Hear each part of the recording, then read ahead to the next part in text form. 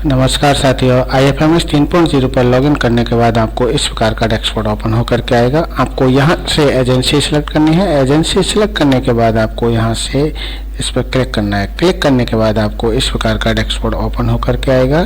आपको इसमें थोड़ा नीचे आना है और यहाँ से आपको SNA स्पर्श पर सेलेक्ट करना है। SNA स्पर्श पर सेलेक्ट करने के बाद आपको यहाँ से OTP दर्ज करना है। OTP दर्ज करके प्रोसेस बटन पर आपको क्लिक करना होगा। क्लिक करने के बाद आपको SNA स्पर्श का डैशबोर्ड इस प्रकार से ओपन होकर के आएगा। यहाँ से आपको अप्रूवल रोल्स दिखाई देगा। अप्रूवल रोल में आपको किस प्रकार से वेंडर बनाते हैं, तो वेंडर बनाने के लिए आपको सबसे पहले पे इन्फॉर्मेशन पर आपको क्लिक करना है। पे इन्फॉर्मेशन पर क्लिक करने के बाद आपको सबसे पहले पे रजिस्ट्रेशन पर आपको क्लिक करना है। तो क्लिक करने के बाद आपको इस प्रकार का डैशबोर्ड ओपन होकर के आएगा। यहाँ से आपको सबसे पहले पे कैटेगरी पर सेलेक्ट करना है। आपको वेंडर बनाना है या बेनिफिशियरी, तो आपको जो भी बनाना है वो आपको यहाँ से सिलेक्ट करना है। तो सिलेक्ट करने के बाद यहाँ से सब कैटेगरी आपको सिलेक्ट करनी है। तो सेलेक्ट सब कैटेगरी में मैंने यहाँ से पर्सनल सेलेक्ट किया है। इसके बाद पैन नंबर यहाँ पर कोई ज़रूरी नहीं होता है। और इसके बाद आपको यहाँ से GST नंबर में आपको यहाँ से कैपिटल लेटर्स में आपको यहाँ से NA लिखना है। अगर आपके पास GST नंबर नहीं है फर्म के पास तो आप NA लिख सकते हैं। पे नेम में आपको फर्म का नाम लिखना है, जिस भी फर्म को आपको भुगतान करना है। इसके बाद फर्म के मोबाइल नंबर आपको यहाँ से डालने हैं। यहाँ से फर्म की ईमेल आईडी आपको यहाँ से सेलेक्ट करनी है। तो मैं यहाँ से मेल आईडी सेलेक्ट डाल देता हूँ।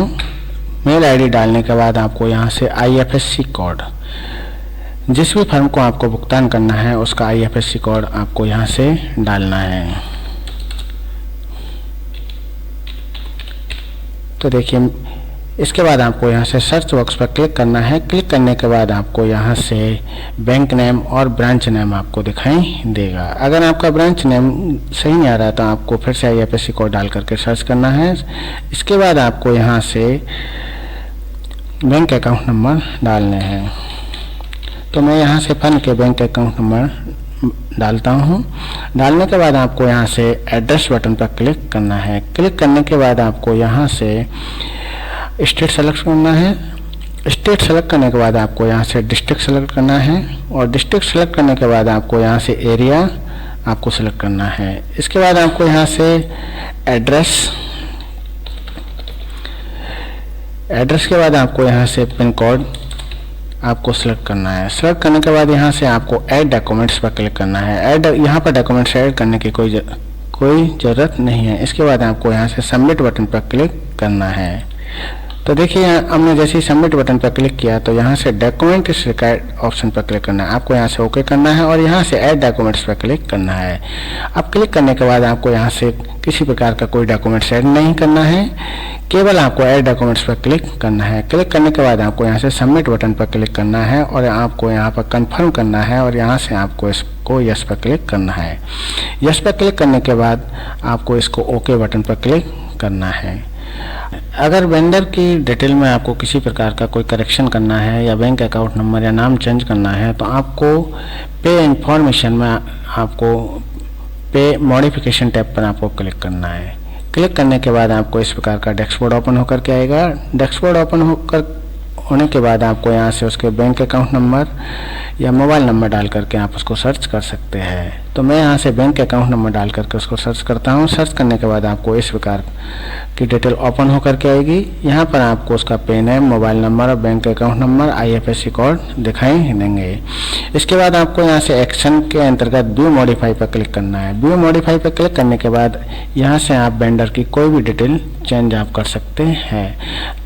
अगर आप वेंडर के नाम में करेक्शन करना चाहते हैं तो आप यहाँ से कर सकते हैं। मोबाइल नंबर भी चेंज कर सकते हैं। आप किसी भी प्रकार की वेंडर की डिटेल आप चेंज कर सकते हैं। इसके बाद आपको वेंडर की डिटेल्स चेंज करने के लिए आपको यहाँ से ऐड डॉक्यूमेंट्स पर क्लिक करना है और यहाँ से डॉक्यूमेंट्स टाइप में आपको वेंडर की डिटेल्स चेंज करने के लिए आपको किसी भी प्रकार का डॉक्यूमेंट्स आप ऐड कर सकते हैं। इसके बाद आपको यहाँ से सेव बटन पर क्लिक करना है।